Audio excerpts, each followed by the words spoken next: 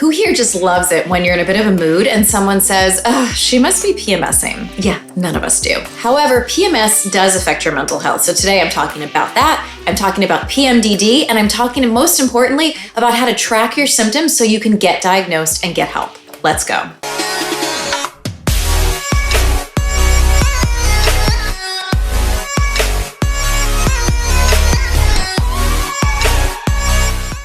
Hey everyone, welcome back. I'm Dr. Jennifer Lincoln, board certified OBGYN, author and educator, and welcome to the health class you did not get in high school. Before I jump in to the mental effects that PMS can have on you, and there are many, go ahead, like, subscribe, turn on the bell so you never miss an upload. And my friends, what I'm here, first of all, before I even start today, is to beg anybody who says, she's PMSing. Oh my God, she's such a bitch. Are you on your period? We're gonna stop that today, okay? Because it does not help. But what I'm talking about today is PMS, or premenstrual syndrome. And in a little bit, I'll get to PMDD, which is premenstrual dysphoric disorder, which I am shocked how few people know this is a thing and are suffering in silence. So first things first, what the heck is PMS? It is a cluster of physical and mental, yes, I said mental symptoms, that happen leading up to your period and usually get better in the first 2 days of your period. So you can see this graph here. We do not need to go back to biology class, about the menstrual cycle, but what I do want to point out is what you see is the luteal phase. That's the part of your cycle after you ovulated. So that's in the 2 weeks about leading up to your period. And so often you'll see symptoms in that luteal phase. So again, leading up to your period, and it can happen a few days during your period, and it often gets better at the end of your period and in the weeks right after. I think we all know the physical symptoms of PMS, right? Breast tenderness, bloating, sometimes you get a little bit of diarrhea, maybe a little bit of nausea. But what about the mental effects? And yeah, I think we've all heard of you're so moody, or you're irritable, or maybe you're emotional. And it's true, those are legitimate symptoms. But I feel like when people say it, they're making fun of it. She's just so moody because she's about to get her period. These are real things, and you don't have to suffer because of it. Other symptoms that maybe we don't talk about as much could be fatigue, or just feeling down and depressed. PMS is super common. 20 to 30% of people who have periods get it. So why does PMS happen? Well, I showed you that graph before, right? And did you see how all those hormones are, fluctuating and going up and down? And there's lots of other neurotransmitters and hormones in there that aren't even on that graph. And they're fluctuating, and your symptoms are probably related to that. And why some people get PMS, or more severe PMS or PMDD, might be that they're more sensitive to those fluctuations. So how does PMS affect your mental health? And like I said, it's not all bloating. And for some people, the mood symptoms are the absolute worst. So why does this happen? So one thought is that when estrogen levels drop, it can affect how your body processes serotonin, which is definitely involved in mood. Because when I get to treatments and a little bit later, some of the treatments are SSRIs, or selective serotonin reuptake inhibitors. Bottom line, we need serotonin, and we need it to be in the right levels and hitting the right receptors in order to feel good. Another thing that can affect mental health symptoms with PMS is a steroid called allopregnanolone. And I can barely say it, but that's why the words are here. It is made from progesterone, which, yeah, you saw in the graph, definitely is involved in your menstrual cycle. And this steroid interacts with GABA receptors that make us feel calm. And when that's all dysregulated, we can feel anxious or worried or irritable.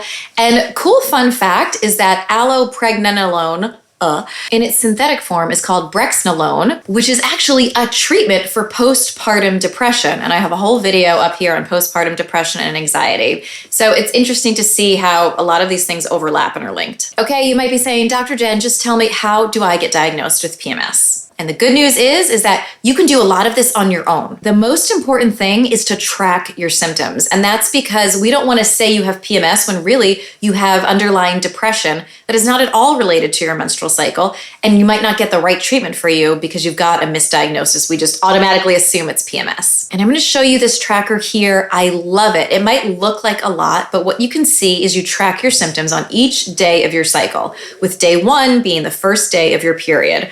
And you can see here that you're putting different scores for different levels of symptoms. And yes, I will have the link in the show notes so you can download this at home and print it out. You want to track for at least 2 cycles. And the way you get an official diagnosis of PMS is that you see that your symptoms are worse leading up to your period maybe in the first few days of your period, and then they get better. And that in most cycles in the past 12 months, you have these symptoms. Now, it does not mean that you have to go a full 12 months of tracking your cycles to get a diagnosis. Absolutely not. Really, with about 2 cycles of data, we can really zoom in and say, yep, that's what you've got going on. So please track your symptoms, print this out, bring it to your provider. We can look at it and say, yeah, you absolutely have PMS. Or we can say, no, this is looking like anxiety and it does not look like it's confined to your premenstrual time period. So let's talk about different treatments. Okay, what about PMDD? I do not think enough people know this exists. And when they find out it's a thing, they oftentimes are really angry they didn't know about it and get diagnosed sooner. So like I said, it stands for premenstrual dysphoric disorder. And this can affect up to 10% of people having periods. So this is not super rare. I want you to think of it as PMS on steroids. So really those mood symptoms of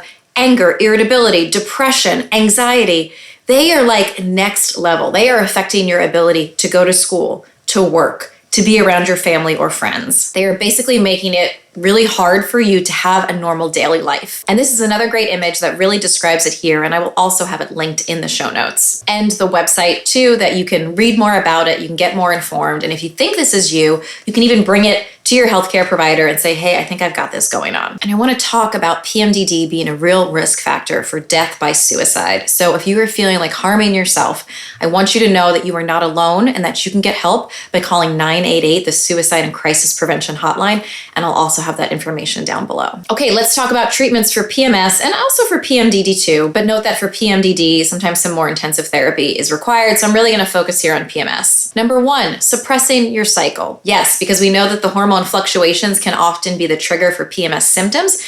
Keeping those hormones at a steady level can help a lot of people. So I'm talking about combined birth control pills, but you could also try the patch and the ring, although really the most effective data that we've seen is in the combined birth control pill that has a form of estrogen and progesterone in it. Yaz has some of the best data out there, specifically when you use it where you shorten the hormone-free interval or you skip it completely, meaning that you use it continuously, you don't need to have a period, and that helps to keep things at a real steady state. And as always, references and resources about all these things in my show notes below.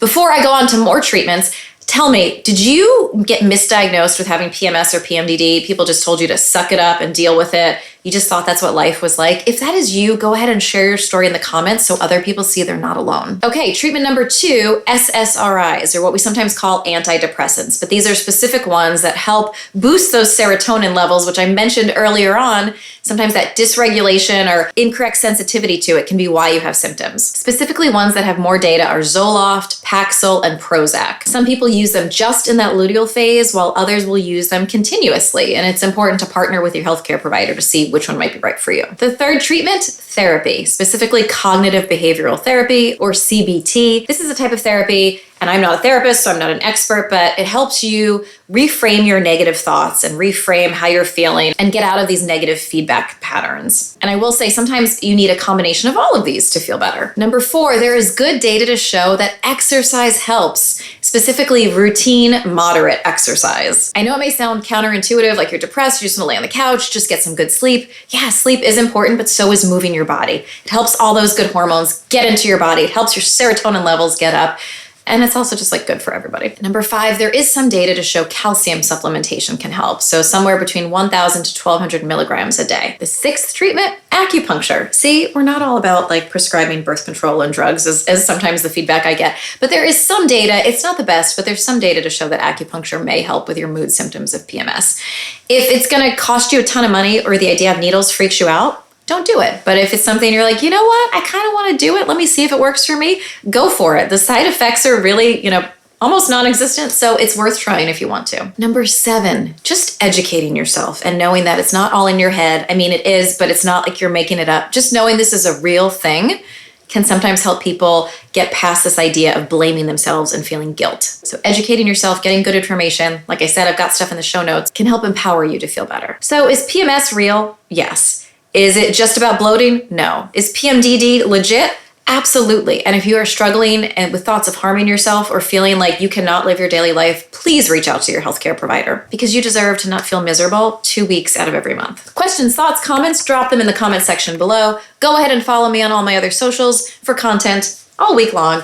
And what other questions or topics do you want me to cover related to PMS or PMDD or mental health? Until next time, stay safe out there.